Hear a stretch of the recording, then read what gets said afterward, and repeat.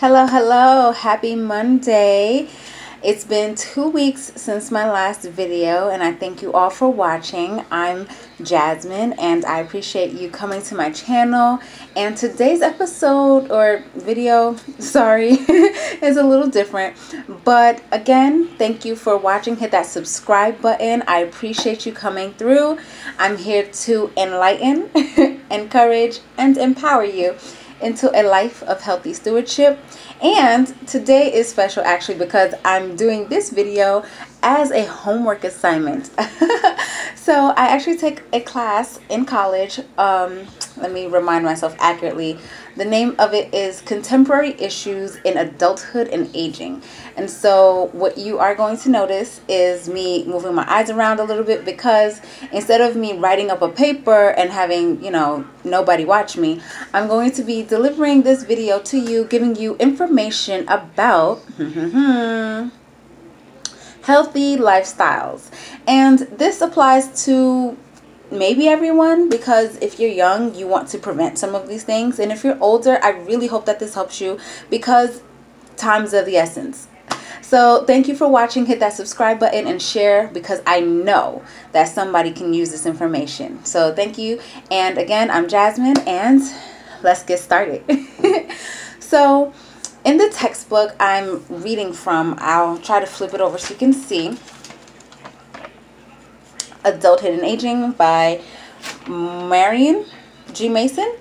And so I want to start off by saying that the number one thing that I hear of most often is exercise, fitness. And again, like I said, it's not just about aging, it's about health in general for all people. So if you're 26 or if you're 36 or if you're 66, this is important.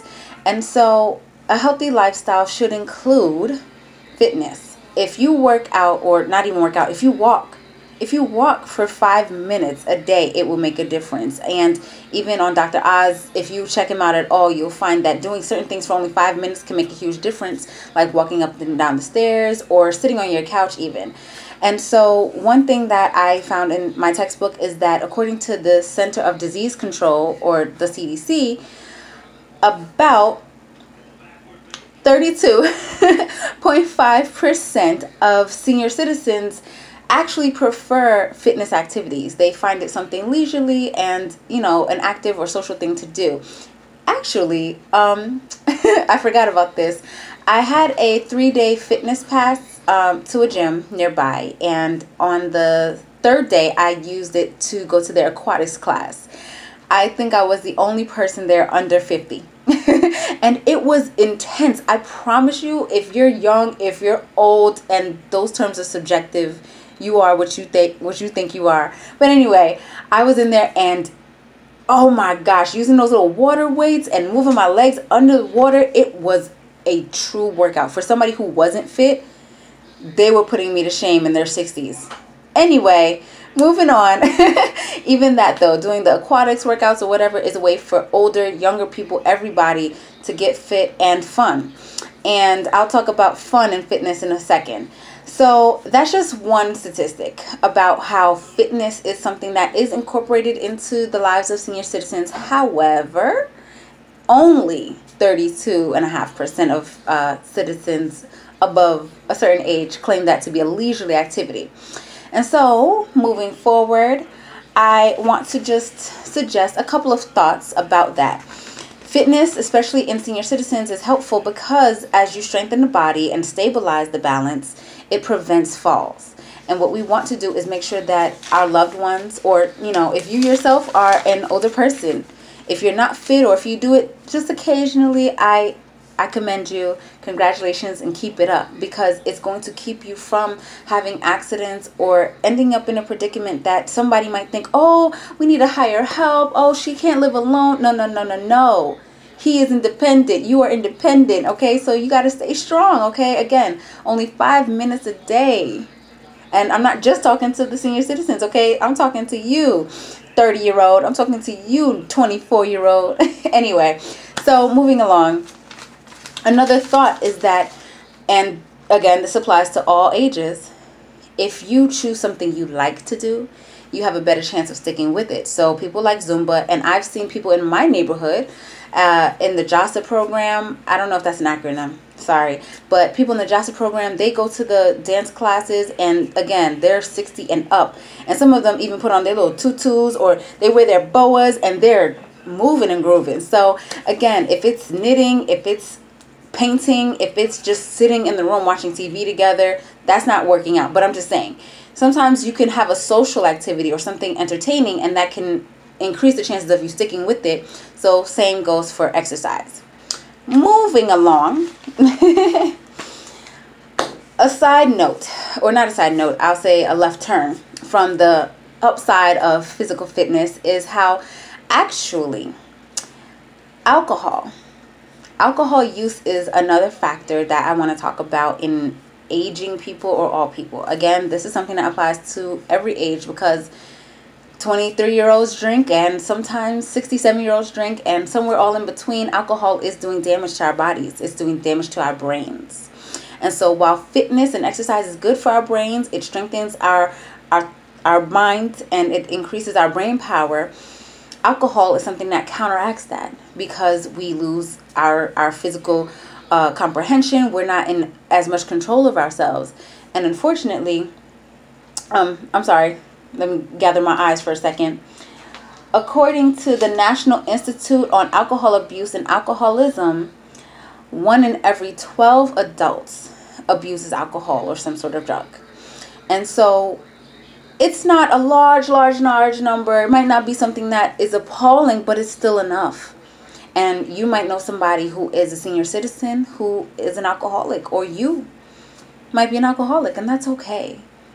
You know, I'm not going to hit you with any slogans and quotes, but I'm just giving you this information because, again, I'm Jasmine. Thank you for watching. Hit that subscribe button. But more importantly, I'm here to enlighten, encourage, and empower you into a life of healthy stewardship. And stewardship, if you aren't familiar, is the act of taking care of something, being responsible, okay, managing. And so it's your job to manage your life, and how well or poorly we do it is, we only can be who we are now. But every second that's passing, we can call it the past, and every second that's coming is the future. So let's move forward and be our best selves. And best selves is what I'll talk about in a second as well. And so according to the Alzheimer's.org website, I found an article, and it's called Alcohol-Related Brain Damage, also known as ARVD. And it can lead to alcoholic dementia. It's not officially a dementia, but check out the website. I'll have the link in the description box below. Thank you again for watching. And alcoholic dementia is kind of what it sounds like. It's showing the same symptoms as different dementias. And it's related to alcohol because it does cause damage toward the brain.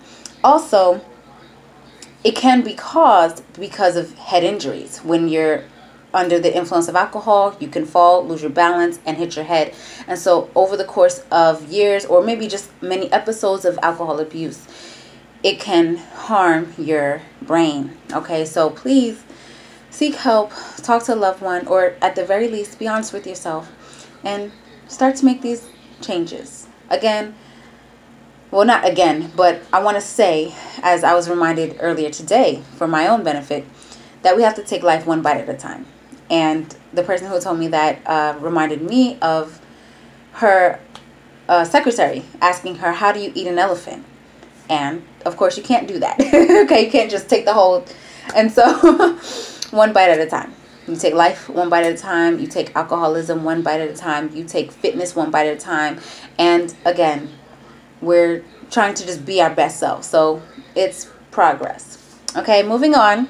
I also found a clip. Well, not a clip. It's a whole video. And it's a video of this man, Darren.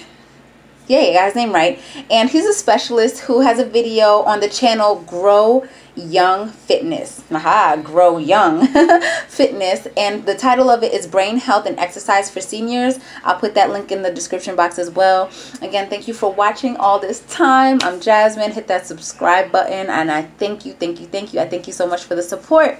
And also, this video is a smidge different. Not that I've done too many, but it's for homework. So thanks for watching. And it's actually supposed to be like a brochure, so I'm pretty sure that 10+ minutes is longer than a commercial, but and so moving right along, what he talks about is, of course, fitness. However, I think it's worth the watch. It's less than 10 minutes, and it's a few simple exercises that a senior citizen can do, because as you work out physically, you're going to be using your brain to tell your muscles what to do. So check that out. And I guess I should have mentioned that earlier when I was talking about fitness, but bear with me. Thank you. And then moving on to my last point, another portion from my textbook is on self-efficacy and possible selves. And I'm talking about these two concepts together because I think they are related. And so self-efficacy, for example, is how younger people may feel super effective in computers and technological things, and an older person might feel effective or useful in, I don't know, the area of visiting a loved one because they have time on their hands to stop by, or babysitting, and they can help out their children or someone else because they're home, they're available and capable. And so self-efficacy is feeling capable, how able you are to achieve a thing. And I think that is related to possible selves, because there is your ideal self and your feared self. And what I've heard a few times, especially in people close to my atmosphere, I'll say, is that they want this life, or they wish they had this life, or they imagined at this age they would be doing X, Y, and Z, like going on a cruise or taking their children on graduation trips and stuff like that. However, their health or physical ability is not in that good of a condition to do those things. Vice versa, a feared self might be somebody who didn't have any pension, social security, nothing saved up, and now they still have to work paycheck to paycheck in their senior citizen years. You know, their feared self is the person that they never thought they'd be, the person, their character, their lifestyle, that they really just wish that they didn't end up in that predicament. In contrast to your ideal self, the person who, for example, was responsible, you know, put aside their money, took care of your health and stuff like that, so now you can live your best life. Okay, little song. So that actually about wraps it up, but I just want to bring this all home.